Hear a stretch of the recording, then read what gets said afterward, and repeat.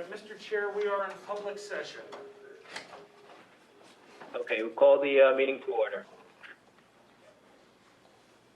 Good morning, everyone.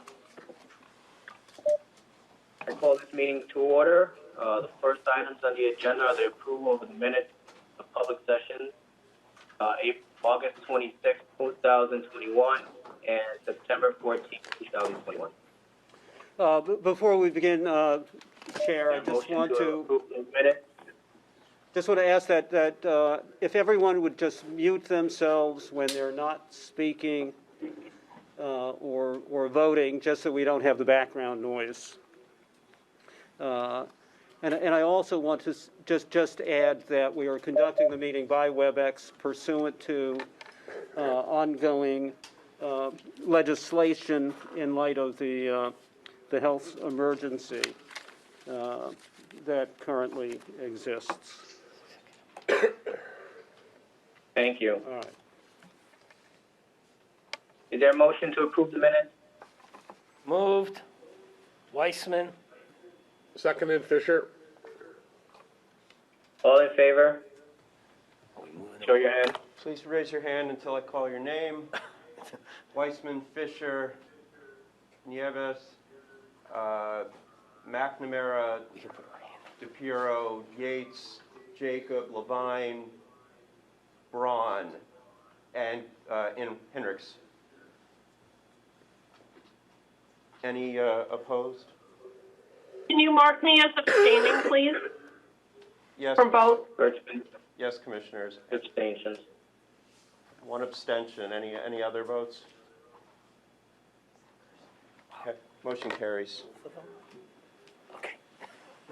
Commissioner Hendricks, I think you're muted.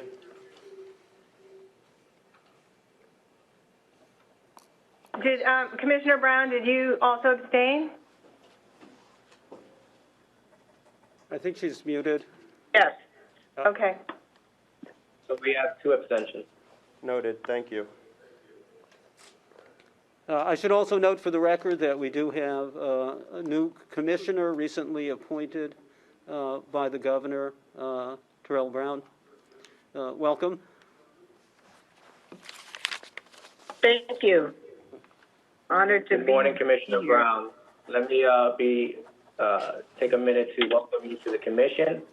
I've only have one meeting over you, so I'm as new as you are, and I look forward to working with you as I look forward to working with all the commissioners. We had a pleasant conversation yesterday, and I'm excited to have you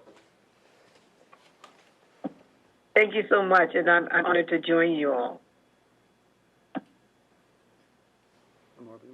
Moving to the agenda, we have a report from staff on the operations update. Yes, the operations update is under tab C in the commissioner's books, and it again shows the extensive amount of work that commission staff continues to perform, notwithstanding existing protocols that are in place that require us now to operate under a hybrid in-office and telecommuting policy. I would add that we're now in our new office space in New York. There's some little glitches, both technical and architectural, that need to be taken care of, but we're operating there now as well on a hybrid basis.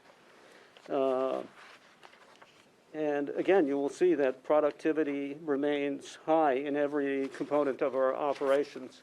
I'm happy to answer any questions if any commissioners have questions about any component of the operations report.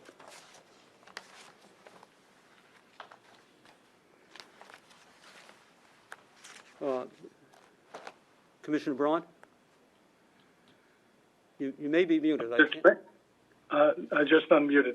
Under training, there's a category year-to-date, number of individuals overdue for ethics training as of September 30th, 2021.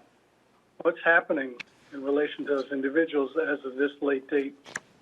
Yeah, we have a fixed protocol in place where we reach out to the various departments and divisions where individuals have failed to timely take their ethics training. And that's a regular process that we pursue in order to bring everyone current on their training obligations, which are statutory, as well as governed by. Yes, everyone in current, but there is an awful large number of people who are not the current category. Yeah, part of it has been driven, of course, by the pandemic and by telecommuting in many of the agencies. So this is an unusual situation in terms of it's not at our end. We're providing the trainings. It's having the individuals sign up and take the courses that we are and the trainings that we're providing. And there's a regular, it starts with a reminder system and it progresses all the way through notices of delinquency if they fail to comply. It's a situation that recurs every year, and in due course we get everybody to comply with their obligations. Thank you. Is there a point of contact in each agency that can assist in making sure each agency's employees are in compliance? Yes, absolutely. We're in touch with the ethics officers in each of those agencies or the relevant HR people. So there's a regular process that we've been following since our inception in bringing about compliance. But in due course, they will all have to, they do have to, and they will take their regular ethics trainings. And that applies across the board. And what's the deadline for that? It depends on the person. Each one has rolling deadlines based on their start date and continued service. So and when they last took the course. It's not a single fixed date. Chair, may I? Yes. Yes, Commissioner Jacob.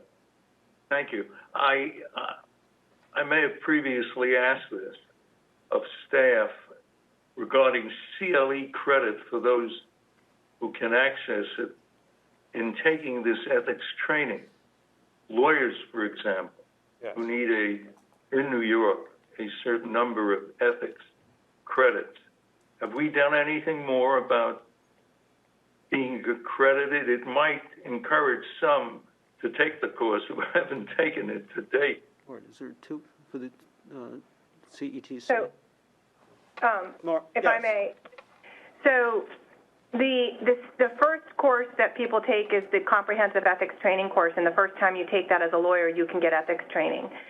You can get CLE credit. You can't get repeat CLE credit if you take that course again. That's a CLE rule, not a JCOPE rule. But we are aware of the enticement that CLE is. But keep in mind, this isn't just lawyers. That's a small group of the people who have to take the ethics training.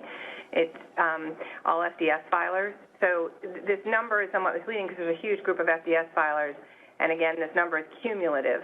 My understanding is the number of outstanding the individuals who are outstanding in training is going down. It's going in the right direction. But our staff works hard to try and do compliance. As many of you know, there are no penalties for not getting your ethics training completed on time.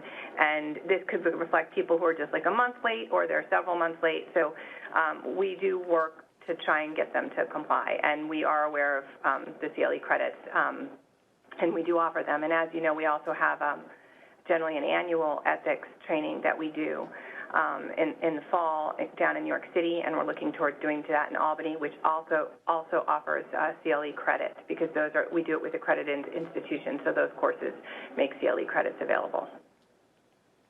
Thank you. And the annual ethics training, does that comply with the, would it satisfy the annual requirement? This year, I think we're going to do a lobbying training, so it does not. We have to get the credit that you need under the statute, you have to take the CETC the first time. Then after that, you can take either the CETC or a slightly shorter seminar. Both are courses that JCOPE offers. In addition, we've developed materials for the ethics officers at all the agencies to offer the trainings themselves as well. The requirement is they must be live in trainings, and so we've been taking advantage of the virtual technology in order to be able to do those so we can answer questions and do those during the pandemic. Okay, thank you. Anything else on operations?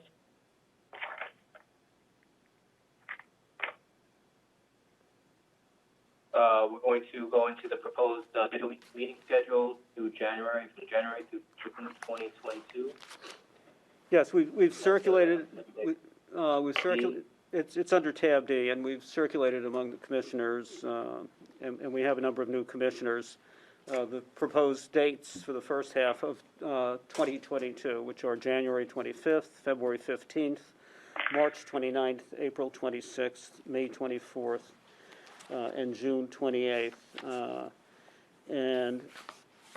What we would like to do is finalize that at the next meeting, so if there are any commissioners who have any concerns or conflicts, I would appreciate them reaching out to me as soon as possible so we can, if we need to make adjustments, we can circulate those. Can I ask a question? Is it anticipated that we will still be able to participate by WebEx? Yes, we will continue to do that. The major modification, really, during the pandemic is that you need to be visible in order to vote. You can't do it by phone when we revert to the regular schedule. But we will continue to conduct the meetings by WebEx.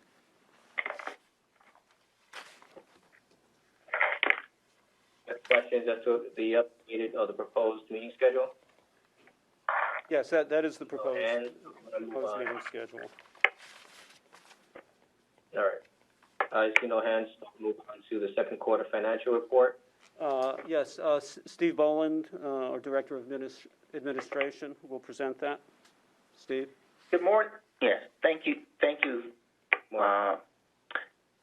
For the quarter ending September 30th, 2021, the Commission spent almost $1.5 million in salaries, and for a year-to-date total of $2,495,000, or approximately 54% of the budget expended on a cash basis. It's a little higher this time because during the quarter we had some hiring of staff, and we received payments, retroactive payments for cost of living and performance advances for 2020-21, and the performance advance for 2021-22 this year. So we're a little over our budgeted amount. For non-personal services, we spend just a little over $151,000 for a year-to-date total of almost $297,000, or 28% of our budget. So year-to-date totals, we spent $2,792,000, or 49.7% of our total budget year-to-date. Does anyone have any questions? Yes. Commissioner Fisher? Sorry, this is Commissioner Fisher. Yes. My question has to do with the retention of outside counsel.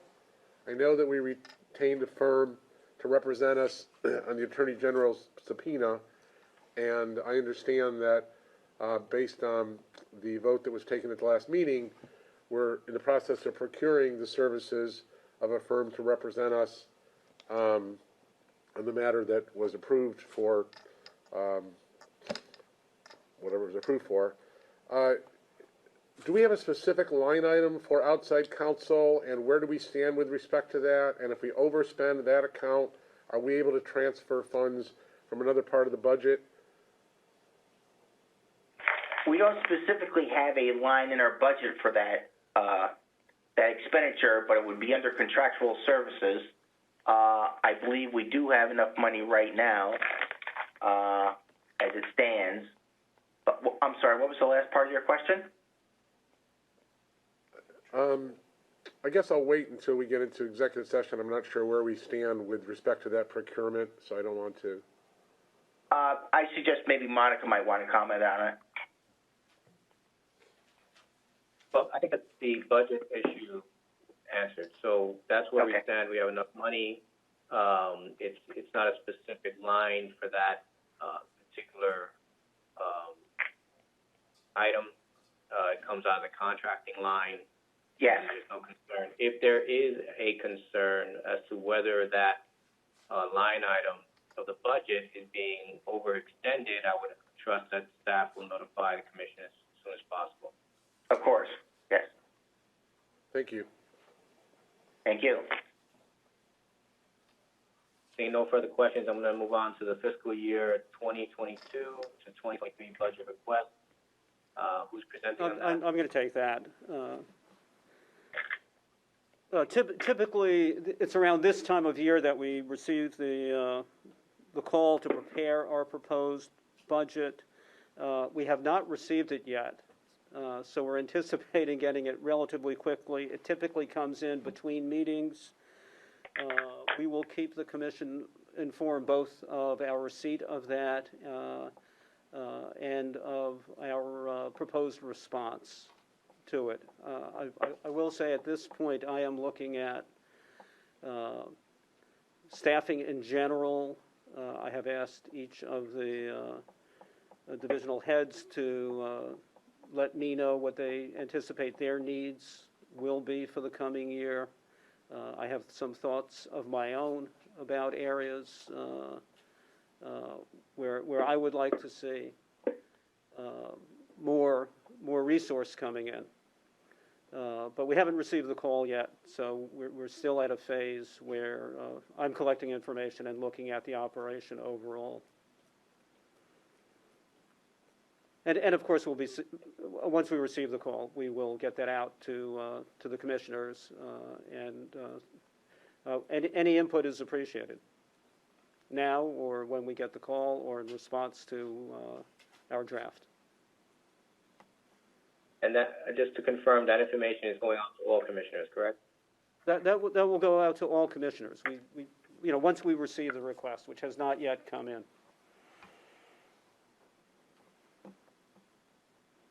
Any questions on the budget request? Moving on to regulations, proposed amended regulations for access to publicly available records, the tab E in your books. Monica? Who's presenting on that? Chair, I'll take this. As you said, it's behind tab E. These are amendments to the existing access to publicly available records regulations that have been in place for years. This is part of an ongoing rulemaking that the Commission initiated earlier this year. The Commission this summer made additional changes to these regs, so they've gone through 2 rounds of public comments. After the last round, there were no public comments, so these are back before the Commission to be adopted. If the Commission adopts them today, we will then submit them to be published in the State Register, and for the most part, they would become effective on the date that they are published, with the exception of the one provision relating to requests to see the log of requests for records. That's effective in January 2022. So I'm happy to answer any questions. Again, these are all changes the Commission previously voted to move forward with. In addition to what is in there, we've had discussions with some commissioners, and a suggestion was made to make one additional change. This change we do not believe is material, so it would not need to go out for an additional round of comments. But it is a change to Part 937.6A. This is the appeals process. So, in other words, Walt McClure handles the records access request. If he does not produce a record in response to the request and someone wants to appeal it, the process right now is that it would be appealed to me as General Counsel or the Deputy General Counsel. And the recommended change is to make it that instead of General Counsel and Deputy General Counsel, that we would make it that the appeals officer is the Director of Ethics or his or her designee. And that would segregate out the process and protect the process, since from time to time, the public information officer would consult with counsel on how to handle it. This would just make the process very clean. So again, that would be a change to 937.6A. It's the last page.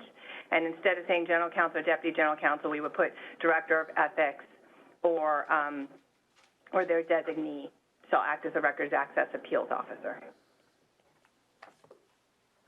And again, that change is just to protect the system, the integrity of the system, and make sure that appeals designation is walled off from information in regards to the request or the appeal prior to the appeal. In other words, they don't get any information in regards to that request. Correct. I mean, over the past 10 years, we have not had very many appeals because very little information has been publicly available under the statute. But with these new changes to the regs that are before the Commission today, a lot more information is going to be publicly available, and we don't know at this time exactly how it's going to play out, but it should still be very straightforward. So I would still expect very few appeals, but still, this is a recommended change. If there are any other questions, otherwise we need just a vote to adopt the regulations. Mr. Chairman, Commissioner Jacob, I acknowledge your question. You're on mute. then can I ask a question, Mr. Chairman?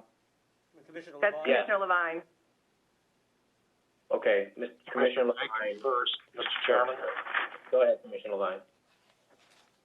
Well, Commissioner Jacob was ahead of me, Mr. Chairman. I'm happy to defer. Commissioner Jacob is still on mute. Would you want me to proceed, Mr. Chairman?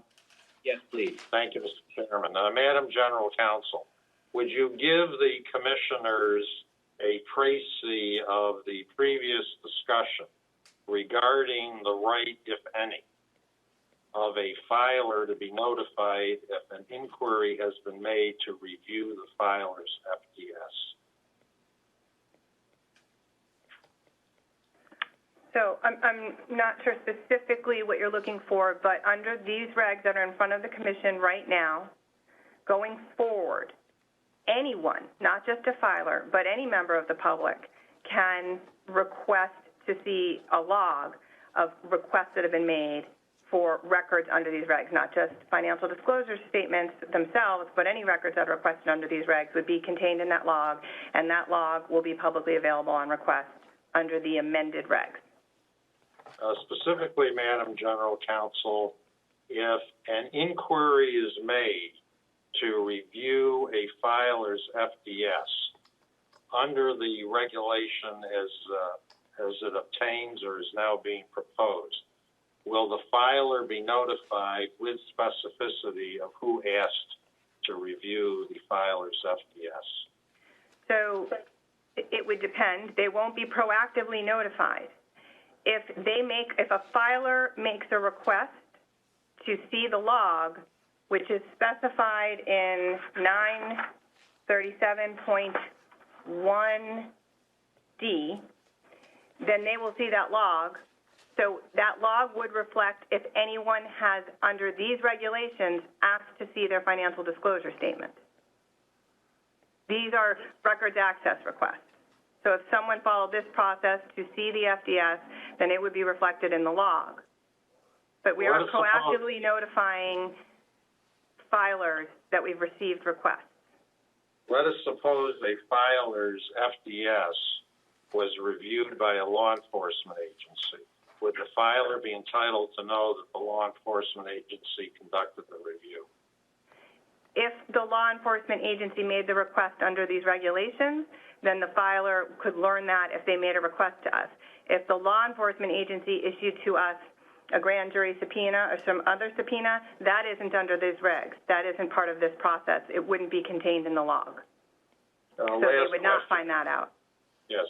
Last question on the subject, Mr. Chairman, if I may. Madam General Counsel, do I understand correctly, however, the effect of these changes is prospective only? So, for example, if during the prior administration, the Office of Inspector General asked to review a commissioner's FDS, you will not tell us whether that occurred or not. Am I correct? The discussion that the commission has had previously is that, and again, this is something the commission can change their minds about, is that commissioners shouldn't get access to information that other individuals subject to the financial disclosure statement requirements do not have access to. And so that is correct. The commission hadn't previously authorized us to share that information with anyone, and so that's where that matter was left. The commission voted on that a few times already, and as you mentioned, in these regs, it is forward-looking only with respect to records access requests. The log that is going to be publicly available will be kept as of January 1, 2022, so it is going forward only. That aspect, just to clarify, Commissioner LaValle, that aspect of the proposed regulations is prospective in the sense that we'll begin creating that log as of the first of the year. The other components of the regulations will go into effect upon adoption by the Commission. In effect, upon publication in the State Register. Thank you, Mr. Chairman. I will support the proposal today on the understanding that at a future occasion I will take up the question of the tactics, if any, of the prior administration. Thank you. Thank you, Commissioner Levine. Commissioner Jacob, you're still muted.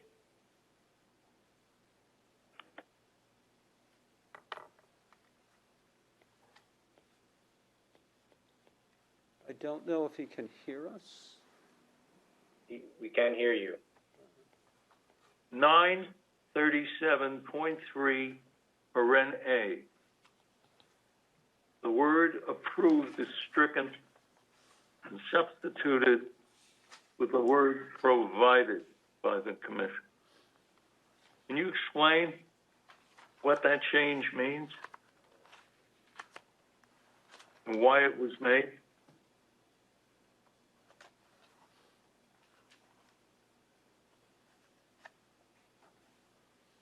I'm sorry, Commissioner Jacob, can you just repeat the specific area that you're questioning about? Because you are Section 937.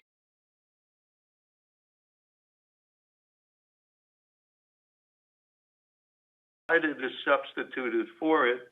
I'm trying to understand what the change means and why it was made. Okay.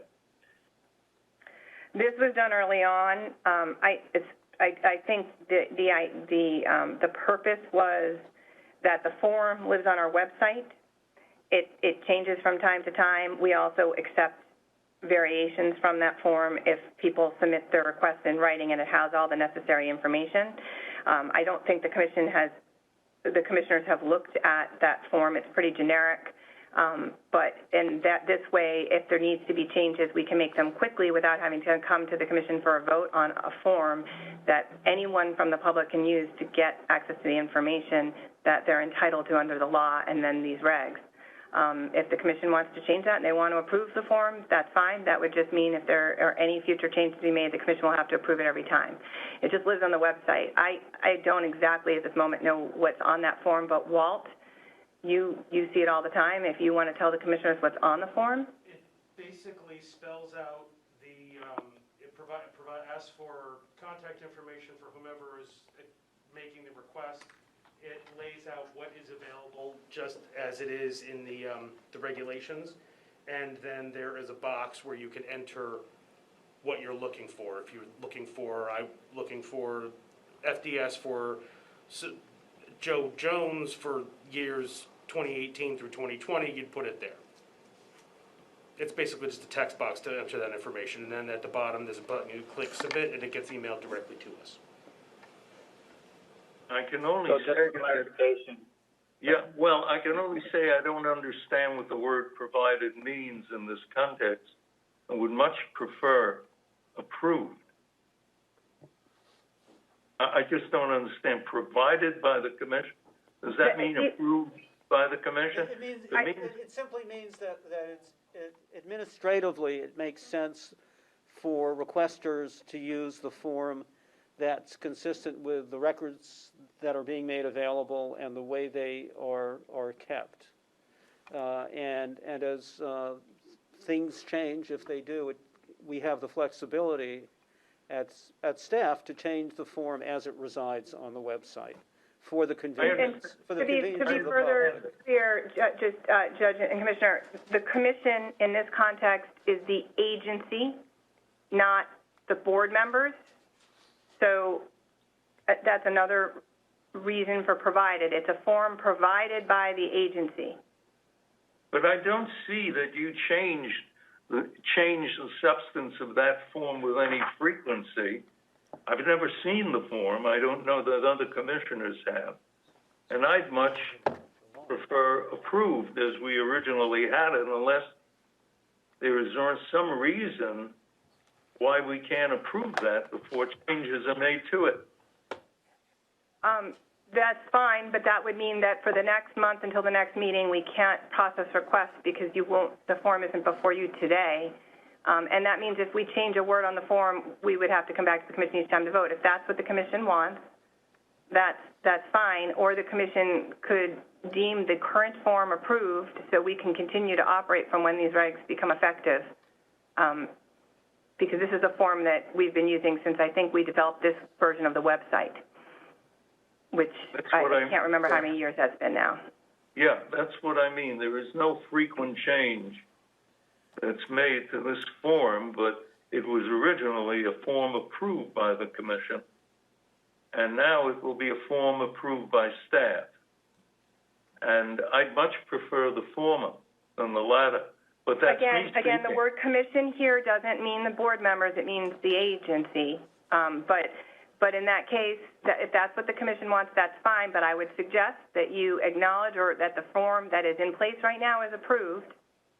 And it's just going to be, another hurdle if there's a change in a law relating to, I don't know, accessibility, and we have to change that form or make it available in other languages, we'll have to bring it back to the commission. So it's really one of efficiency. But if the commission wants to approve the form, that's certainly something that could be done. But again, I just don't want us to be left in a position that when these regs become effective, we don't have an approved form, and that would hinder people from getting access to the records they have a right to see. If all other commissioners agree, I would defer to what you proposed. But I would like to revisit this and at least have a look at the form.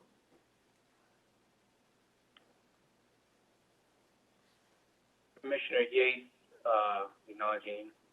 Thank you. I wasn't going to speak, and I was in favor of the proposal, but two of the responses now have raised questions for me, so I think I'd like to hear the answers. Monica, just so I understand it clearly, the only way that a person could see an FDS is either through a formal FOIL request or a subpoena that's not logged.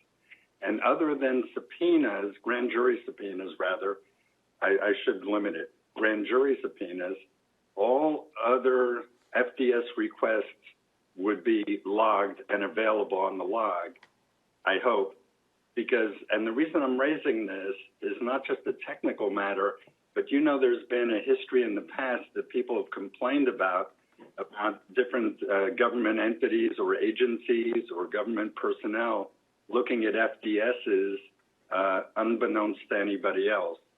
And so I just want to nail this down. The way it works now is you're either in the activity log, whether you're a public or private person asking, and the only way you're not in the activity log is if it's a grand jury or court-ordered subpoena that requires secrecy.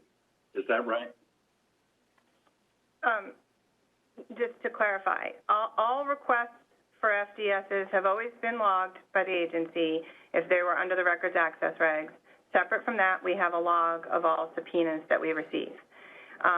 We're not subject to FOIL, so it's these records access regulations. But all requests under these regs would be reflected in that log The only other way that anyone can get an FDS is by going to our website where you could see the ones for the elected officials that are posted there, or by a subpoena. It's not just court-ordered subpoenas, it's also subpoenas like the ones that JCOPE is authorized to issue. So it could be agency-issued civil subpoenas, it could be grand jury subpoenas, it could be court-ordered subpoenas, and those are logged separately. So going back to Gary Levine's motion, which started all of this discussion, if the Inspector General issues a subpoena, and it's not a court-ordered subpoena, and there's no lawful requirement of confidentiality, although there may be a private request for confidentiality, you're telling me it will either not be entered on the log, or if it's entered on the log, it won't be available when somebody asks to see the log. Is that right? Correct. It's not going to be on this log. The commissioners get now, going forward, a list of every subpoena that we've received, and so it's on that log that the commissioners only see, but it's not on a publicly available log. Okay. Well, the reason I ask that is I'll leave it to Gary Levine, but I don't think that's consistent with the expectation when he made the compromise. Now, I'll move on because I don't want to carry Gary's water for him, but it raises a question for me. The other question I have is, you said something that I'm particularly sensitive to, and that is when you were answering Commissioner Jacobs' question about whether 937.3 is going to read approved by the commission or provided by the commission. I can go either way with approved or provided by the commission, but at some point you sought to distinguish the commission as an agency from the commissioners as a body. And you know, and I know, and we all know that the question of whether or not approval of outside income by a state official requires language that's very similar, approved by the commission. And there's been an ongoing discussion about whether that means approved by a majority vote of the commissioners, or if it just means it's an agency decision that could be either delegated or done informally without a majority vote of the commission. So when you say here that approved by the commission is an agency decision, not a commissioner decision, that sets off alarm bells for me. I don't know that we have to get into the tangential discussion here. I'm just focusing on these regs. Whatever the commission wants it to say, if the commission is going to approve how it's written here, that is fine with me. If you want it to be approved by a vote of the commission, if you want it to be provided by the commission, I don't have a view. The purpose of changing it to provided was to make it simple and easy, that the form could be changed as needed in response to any issues that come up with the form. In addition, sometimes people contact us directly by email and we respond to it because it has all the requisite information. But if the commission wants to approve a form, that is fine. We can put that into the reg. We can go back to the way it was, and the commission can approve a form. I would just ask that when the commission adopts these regs, if that's what the commission is going to do today, that they acknowledge that the form that's in existence is approved by the commission, so we don't have a debate about that, and staff can continue to provide information to the public. Yeah, I'm sorry, but let me repeat. I think maybe I didn't hear you respond to my question, or you didn't get my question, so I'll repeat it again. I don't really care whether it says provided by the commission or approved by the commission. I can go either way on that. But there's something you said when you were discussing it, and you said that when something in the reg says approved by the commission, that means by the agency and not the commissioners. And I do not accept that as an interpretation. I understand. You and I disagree about that in the context of the outside activity regs, and this has been an ongoing discussion among commissioners over the last year. So I'm not sure how you want to rectify it here. Well, we don't have to do it publicly this second, but I publicly do not want to accept your interpretation. Okay. Commissioner Braun. Same thing arose in my mind, Commissioner Yates. Same flag went up, but I decided not to speak to it now, although I've been I think I spoke to it once before, and I was actually thinking of speaking to it at some point at this meeting, so I'll speak to it briefly. I agree with you, Commissioner Yates, 100%. There is a distinction between the commission and the agency, and to me that's made quite clear in the New York State Executive Law. I'm going to do this briefly. 94 sub 1 says, there is established within the Department of State a joint commission on public ethics which shall consist of 14 members and shall have an exercise of powers and duties set forth in the section, etc. Sub 9, subdivision 9 says, the commission shall, A, appoint an executive director, etc., and then B, appoint such other staff as is necessary to carry out its duties under this section. Therefore, to me, it's clear that the legislature of New York State set forth that the commission consists of the commissioners, us, not the staff, to which we, under the law, delegate authority, and staff exercises the authority that we've delegated to them and runs the commission for us, the commissioners. And I'll just add, as for the staff, in my observation, do an excellent job and work extremely hard, as our executive director has pointed out. As to the proposal, Commissioner Jacob, it seems to me that the only thing that's occurring here on its face is that the amendment changes from an implication to actually stating that it's a form that's being provided by the commission. It's just changing the word from approved to provided, but I understand your concern that we, the commission, should be making approval, except if we wish to delegate that to staff, which we've apparently done here, if not explicitly, implicitly over the years. I just want to make one comment. My review of the amendment, and based on the presentation by General Counsel, this is an effort for the commission to broaden its ability to provide information upon request and to become more transparent. And as such, I think, and again, I'm new to the stage here, but it would be consistent with, I think, good government and the ability to be able to provide good information to the public. So, having recognized Judge Yates'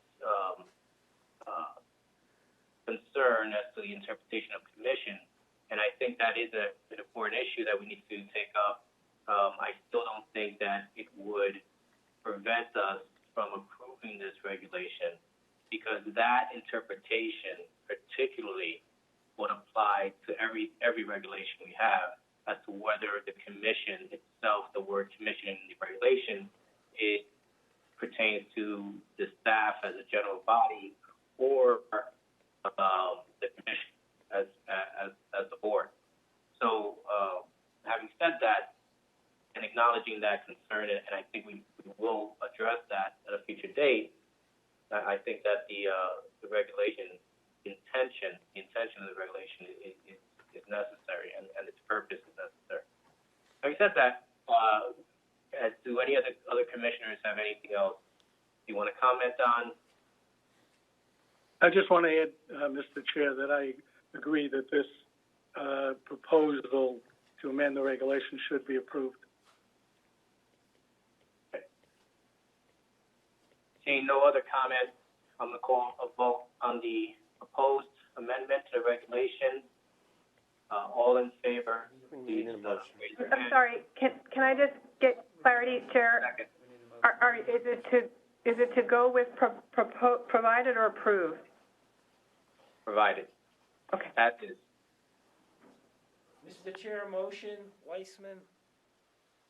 Second, Fisher. All those in favor? Weissman, Fisher, Nieves, DePiro, McNamara, Levine,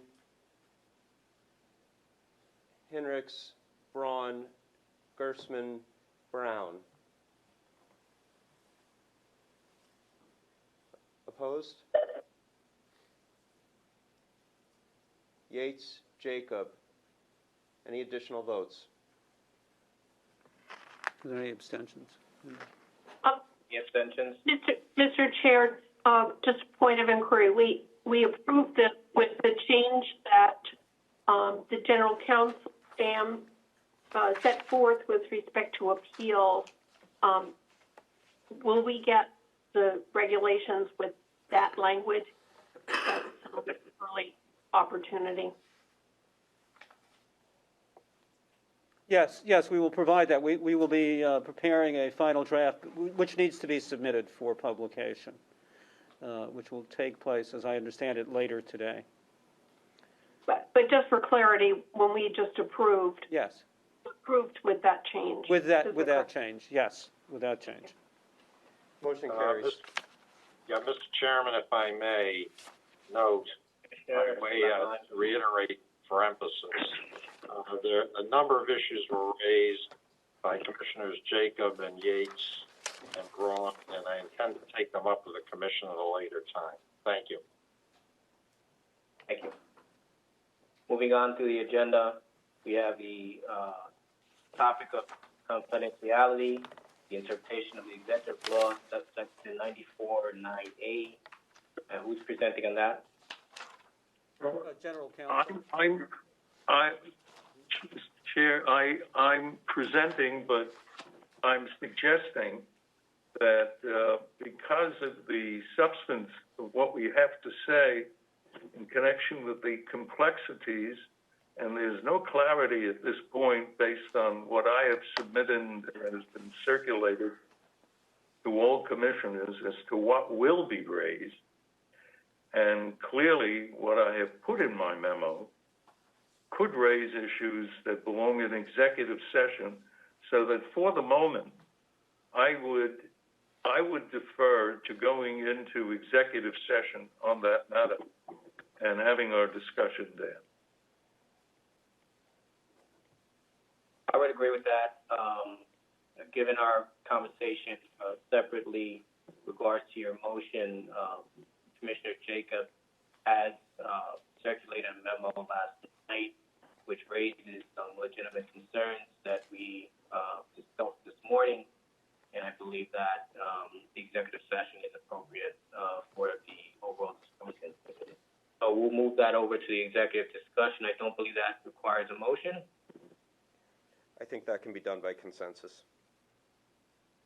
Do you have any objectors? Seeing no objectors, we'll move it over to the executive, recognizing Commissioner Braun. Withdrawn. Okay. Moving on to the agenda, you have new order and new and other business. Yes, Mr. Chairman. Acknowledging Commissioner Levine. Yes, if I may address the chair and the commissioners. Mr. Chairman, I have a motion to move addressing the reported approval of Governor Cuomo's book transaction. If I may have the concurrence of the chair, I will state the motion now.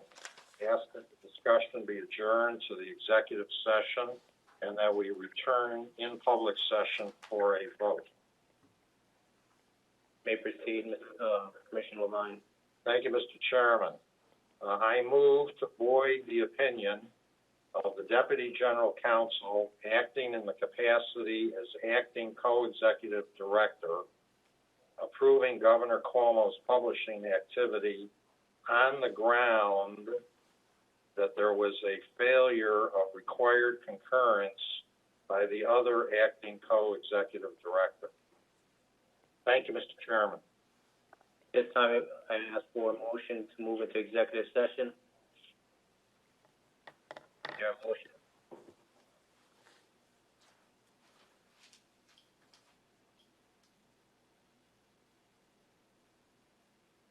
Are we moving into executive session, or is there a motion to move? So moved, Fisher. Second. Gerstmann. All in favor? 1, 2, 3, 4, 5, 6, 7, 8, 9, 10, 11, 12. It's unanimous. Please stand by. We're now moving in executive session. Please stand by, Mr. Chair.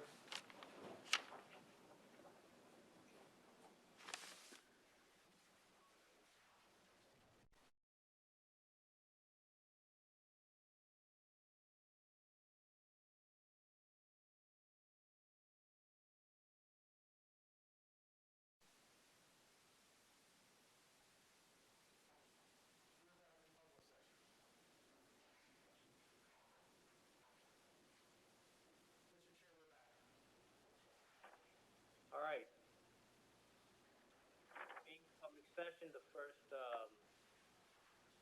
order of business, I think I'm going to announce a change in Jacob, or at least way forward in the Jacob policy regards to disclosure.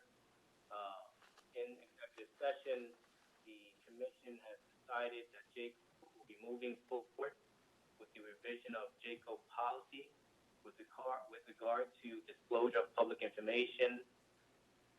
The commission, including the redrafting and revision of regulations. The commission welcomes public comment on proposed and suggested revisions to Jacob public disclosure policy. Jacob will be moving forward with making the commission more transparent and accountable. Having said that, I believe there's a vote in order according to Commissioner Levine's motion, and that vote will be taken by roll call. We can start our vote now. Could you please, Mr. Chairman, have the motion restated for the commission? All right. Is there anyone available to restate the full motion as amended?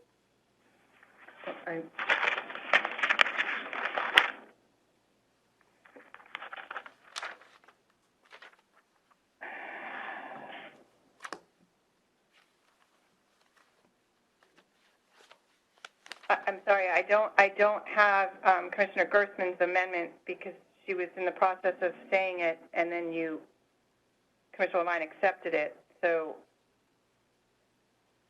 I don't have it with the statutory language. So Commissioner Levine, would you? I can try, and you can correct me. Okay, that's fine. All right. So as I understand this motion, it's Commissioner Levine. It's a motion to revoke the informal opinion of the Deputy General Counsel as acting executive director, approving Cuomo's request to publish a book as an outside activity because there was a failure of concurrence by the other co-acting executive director, and the governor will be given, and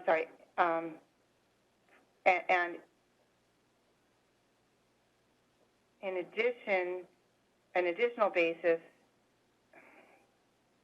sorry, I'm trying to figure out how to do this. And as an additional basis, that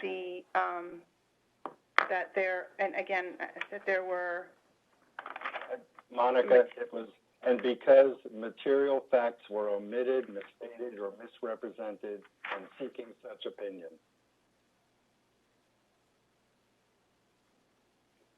And considering the circumstances under which the application was presented. Right.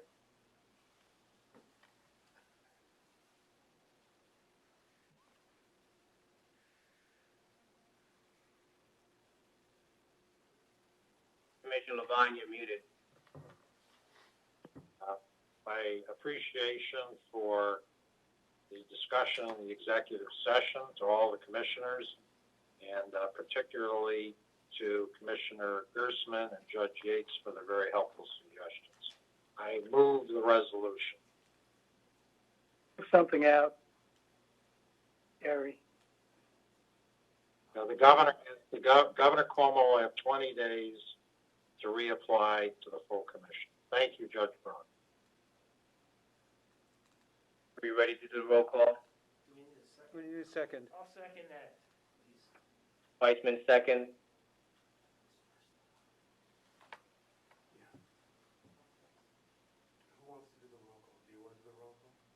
Judge, do you want to, Roll call. I don't have Sandy, you want to call the roll? I don't have the roll. Okay. I'm going to do my best, but I can't see, so Walt, Do you want me to do the roll call, Mom? Yeah, why don't you do the roll? I can do it. that would be great. Okay, I'm going to do it right in alphabetical order. Judge Braun. Yes, for the motion. Okay. Commissioner Fisher. No. Commissioner Gersman. Yes. Commissioner Henricks. Yes, in favor of the motion, yes. Commissioner Jacob. Yes, in favor of the motion. Commissioner Levine. Yes. Commissioner Weissman. Yes. Commissioner Yates. Yes. Chair Nieves. No. Fails. I have 7-2, so motion fails.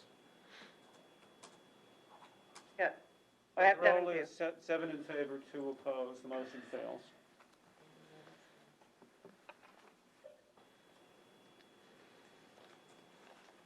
Mr. Chairman, would you mind rereading who's in the negative?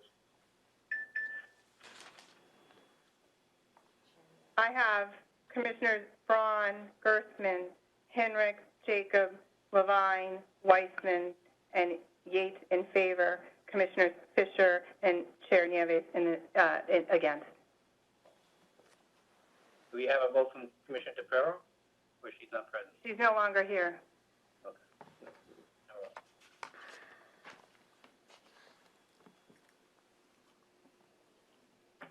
All right, moving forward.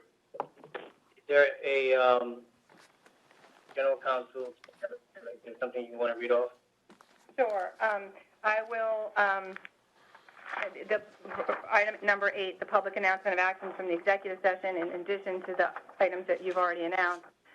The commission discussed litigation and other legal matters. The commission granted an application for exemption from the post-employment restrictions pursuant to Public Officers Law 73-8-B. The commission approved an informal letter opinion pursuant to Executive Law 9416 and Commission Regulations 19 NYC-RR Part 931. The commission approved an advisory opinion pursuant to Executive Law 9416. The commission approved one settlement agreement. The commission authorized steps in several investigative matters and discussed several other investigative matters. That's it. Thank you. We need a motion to close? Yes. Fisher moves to adjourn. Weissman, second. All in favor? Unanimous vote. Good luck, Grandpa. Thank you all. Thank you, everyone. You have a good day.